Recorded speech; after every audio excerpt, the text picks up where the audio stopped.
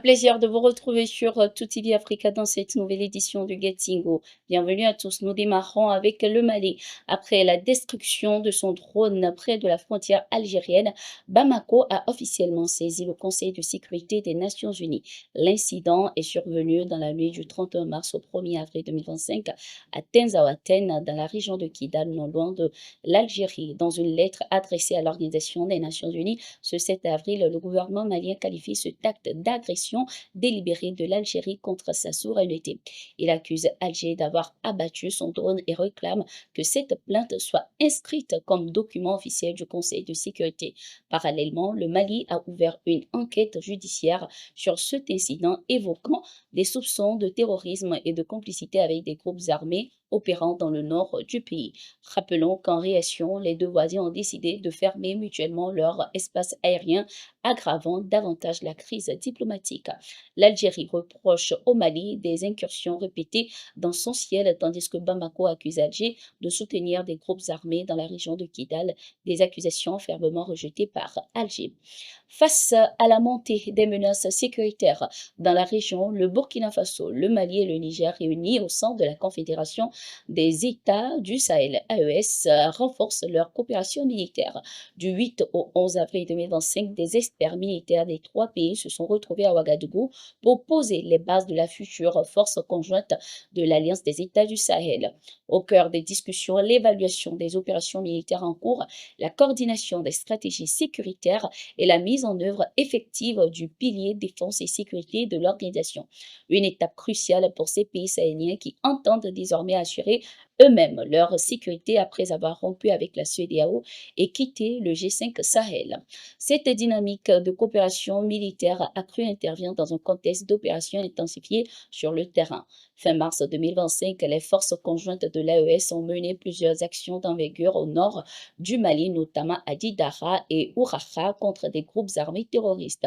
Pour les autorités de l'AES, ces actions traduisent la volonté des États membres de mutualiser leurs efforts pour mieux sécuriser leur territoire et consolider leur souveraineté face aux défis sécuritaires persistants dans la zone sahélienne. Le Burkina Faso et le Rwanda poursuivent le renforcement de leur coopération. Ce 10 avril 2025, l'ambassadeur du Rwanda au Burkina Faso, Christophe Bazivamo, a été reçu en audience par Stella Eldine Kaboré, ministre délégué chargé de la coopération régionale. Les échanges ont tourné autour des préparatifs de la grande commission mixte de coopération entre les deux pays prévue en juin prochain. Cette rencontre stratégique devrait aboutir à la signature d'accords majeurs dans plusieurs domaines d'intérêt commun, marquant une nouvelle étape dans la dynamique de rapprochement entre Ouagadougou et Kigali.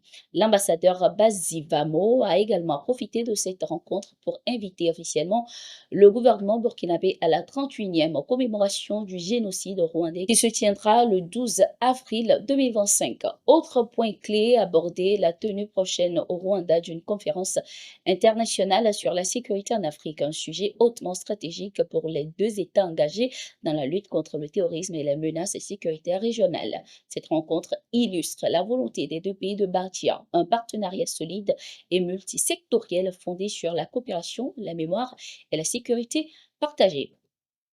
Direction la Côte d'Ivoire, un nouveau rebondissement judiciaire secoue la scène politique ivoirienne. Le tribunal de première instance d'Abidjan a suspendu la procédure de délivrance du certificat de nationalité de Tidiane Thiam, président du Parti démocratique de Côte d'Ivoire PDCI et potentiel candidat à la présidentielle de 2025. La justice justifie cette décision par une contestation en cours concernant la nationalité ivoirienne de l'ancien patron de Crédit Suisse. Une action judiciaire a été engagée pour tenter de faire constater la perte de sa nationalité ivoirienne, ce qui bloque temporairement la délivrance du précieux document. Cette affaire intervient quelques semaines après que Tidiane Thiam a officiellement renoncé à sa nationalité française, notamment le 19 mars 2025, afin de se conformer aux exigences de la Constitution ivoirienne. Celle-ci impose en effet aux candidats à la magistrature suprême d'être exclusivement ivoirien et de ne détenir aucun autre passeport étranger. En attendant que le tribunal se prononce définitivement sur cette contestation, l'avenir politique de Tidiane Thiam reste suspendu à cette bataille judiciaire dans un contexte où son nom figure déjà sur la liste électorale, nourrissant les spéculations sur sa candidature à la prochaine présidentielle. Toujours avec la Côte d'Ivoire, l'ex-président Laurent Gbagbo a annoncé la suspension de la participation de son parti, le PPACI, aux travaux de la Commission électorale indépendante. Une décision forte qui intervient à quelques mois de la présidentielle de 2025. Dans un communiqué solennel, Laurent Gbagbo a dénoncé le fonctionnement de la CEI qu'il accuse d'avoir perdu toute crédibilité et indépendance. Pour lui, l'instance électorale est désormais un instrument docile au service du pouvoir en place qu'il accuse de vouloir empêcher l'alternance et de manipuler le processus électoral. La CEI n'est plus ce qu'elle prétend être. Elle viole ses propres tests, refuse d'auditer la liste électorale et tente d'écarter des leaders de l'opposition, a-t-il fustigé tout en dénonçant un climat de fraude et d'exclusion. Refusant d'être complice de ce qu'il qualifie de dérive électorale, Laurent Gbagbo affirme ne plus avoir confiance en une institution qu'il qualifie de préparer des élections truquées. Ainsi se referme cette édition de Gatigo sur Tutili Africa. Merci d'être resté avec nous.